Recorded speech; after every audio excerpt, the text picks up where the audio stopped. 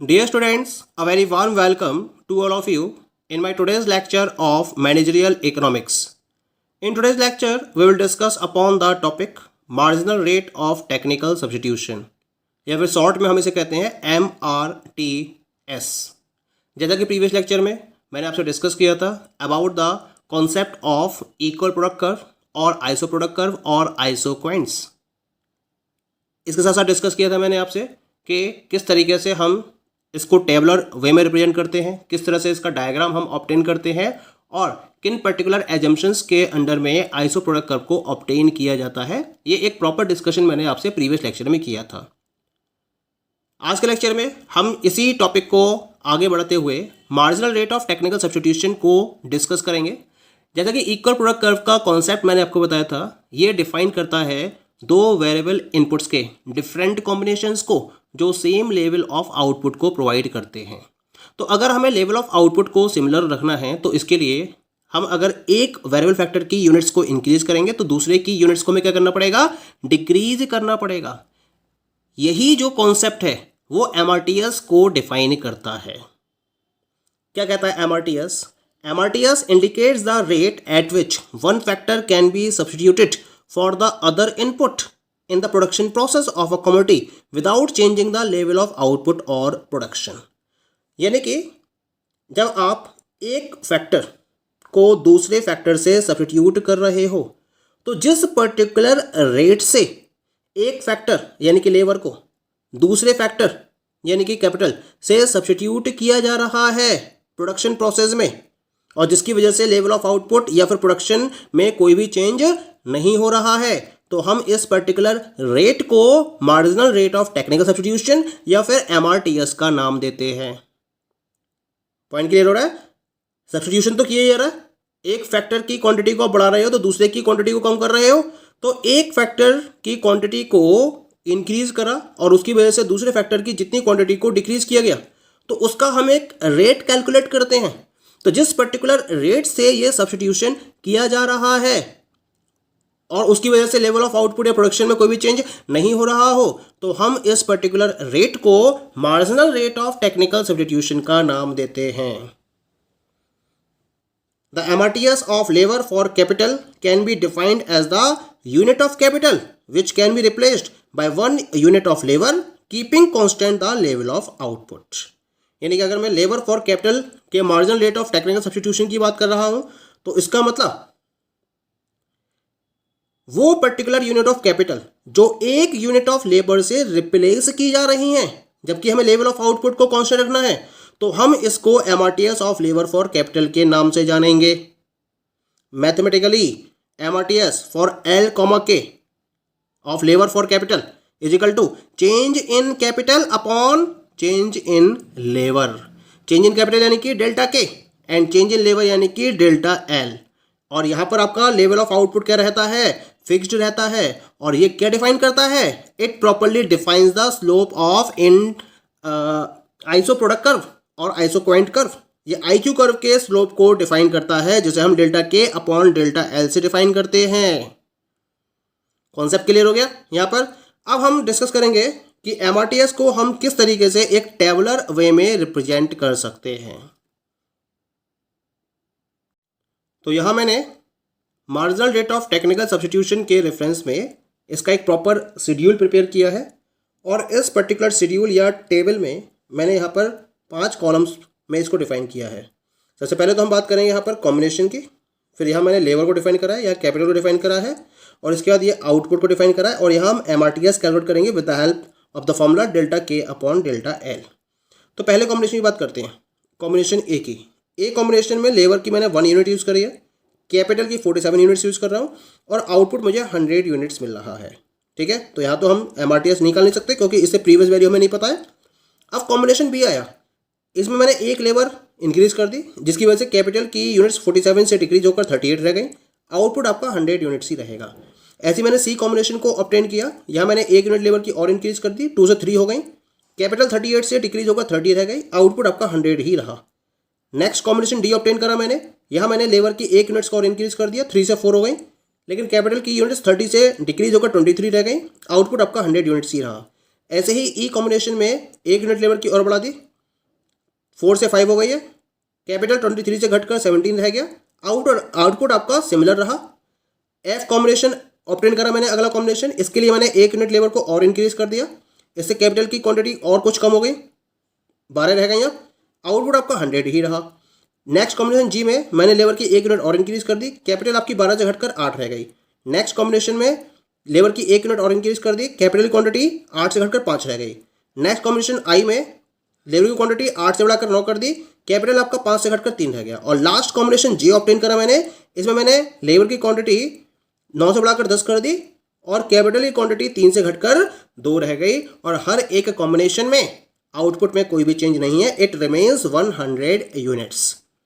Clear हो गया। अब बात करते हैं पहले कॉम्बिनेशन की। जब ए की बात कर रहे हैं तो यहां तो डैश ही रहेगा। अब जब आपने ए से बी पर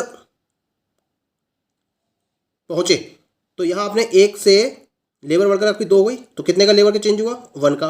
और कैपिटल में कितने का चेंज हुआ, 47 माइनस 38, 47 माइनस 38 कितना हो गया, 9। तो यहाँ रेशियो कितना हो जाएगा, 9:1।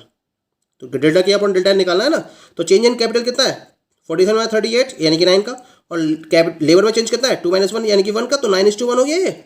अब अगले कॉम्बिनेशन में देखते हैं, 38 माइनस 38, 3 - 2 1, तो रेशियो हो गया 8:1 का।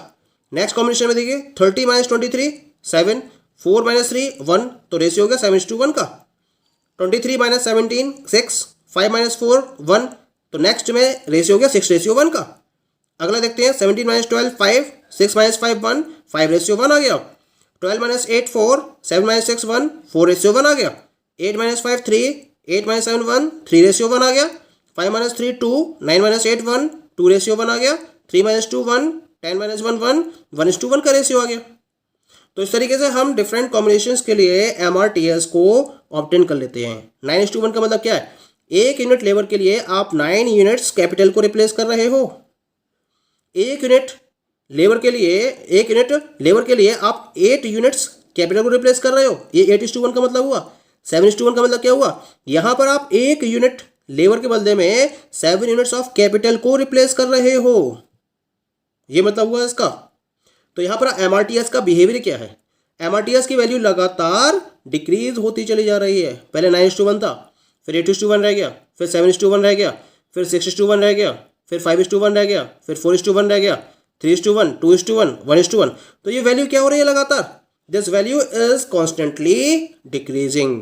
तो MRTS का यही बिहेवियर होता है कि ये लगातार क्या होती है, डिक्रीज होती चली जाती है। इसी वजह से इसकी शेप कैसी होती है, the shape is of convex. इस marginal rate of technical substitution के लगातार डिक्रीज होने की वजह से ही जो इसकी शेप होती है IQ कर्व की या इंडिफरेंस या फिर आइसो प्रोडक्ट कर्व की, वो क्या होती है, it is convex to the origin, जिसको हम एक डायग्राम के हेल्प से प्रॉपर्ली समझ सकते हैं। तो यहाँ मैंने इसका एक प्रॉपर डायग्राम भी ड्रॉ किया हुआ है। As you are looking here the diagram, on the basis of this table we can obtain as follows. आपको दिखाई दे रहा है, ठीक है। In this diagram I have represented the labour on x axis and capital on y axis. तो labour को x axis पर मैंने रिप्रेजेंट किया है, जबकि कैपिटल को मैंने y एक्सिस पर रिप्रेजेंट किया है, ठीक है। तो यहाँ पे क्या करा मैंने, 1 सेंटीमीटर के स्केल पर लेबर को डिफाइन करा है। 1 2 3 4 5 6 7 8, स्पेस की वजह से मैंने केवल 8 लेबर तक यहाँ काउंट करा है, ठीक है। और कैपिटल में मैंने 5 के स्केल पर काउंट करा है इसको, यानी कि 1 सेंटीमीटर के डिफरेंस पर 5 का स्केल लिया है। 5 10 15 20 25 30 35 40 45 और 50 तक इसको मैंने काउंट किया है, ठीक है। अब हम रिप्रेजेंट करेंगे वेरी फर्स्ट कॉम्बिनेशन। पहला कॉम्बिनेशन क्या है, 1 unit of labour and 47 unit of capital. तो 1 unit of labour and 47 unit of capital, ये आ गया पॉइंट ए। ऐसे सेकेंड कॉम्बिनेशन आ जाएगा 2,38, यानी कि 2 units of labour and 38 units of capital. तीसरा कॉम्बिनेशन आ जाएगा आपके पास 3 units of labour and 30 units of capital, ये सी पॉइंट आ गया 3,30 का। नेक्स्ट कॉम्बिनेशन आ जाएगा 4 लेबर एंड 23 कैपिटल। तो 4 लेबर ये आ गया और 23 कैपिटल आपका यहाँ से आ गया, तो डी पॉइंट आपके पास ऑब्टेन हो गया। ऐसे ही ई पॉइंट को ऑब्टेन करा मैंने, तो 5 यूनिट्स लेबर की काउंट करी है यहाँ पर और 17 यूनिट्स मैंने कैपिटल की काउंट करी है यहाँ पर, तो ई आ गया आपका 5,70। ऐसे ही एफ को मैंने ऑब्टेन करा है, ये कॉम्बिनेशन है 6,12 यानी कि 6 units of labour and 12 units of capital, तो 6,12 आ गया। जी कॉम्बिनेशन है 7,8 और एच कॉम्बिनेशन है आपके पास 8,5। यहाँ तो क्लियर हो गया मुझे। अब मुझे इस ग्राफ के बेसिस पर MRTS को डिटरमाइन करना है। तो कैसे डिटरमाइन करेंगे? पहले मैं बात करूंगा ए पॉइंट और बी पॉइंट के बीच की, ठीक है। तो ए से बी पॉइंट पे जब आप मूव कर रहे हैं तो ये जो वर्टिकल डिस्टेंस दिखाई जाए, जो वर्टिकल डिफरेंस आपको दिखाई दे रहा है, this vertical difference is known as the delta K. और ये जो हॉरिजॉन्टल डिफरेंस आपको दिखाई दे रहा है this is equal to delta L. तो डेल्टा ए की कैसे निकालेंगे? इसका करेस्पॉन्डिंग वैल्यू है 47 और इस पॉइंट के करेस्पॉन्डिंग वैल्यू है 38। तो इसका जो वर्टिकल डिफरेंस है वो होगा 47 माइनस 38 यानी कि 9।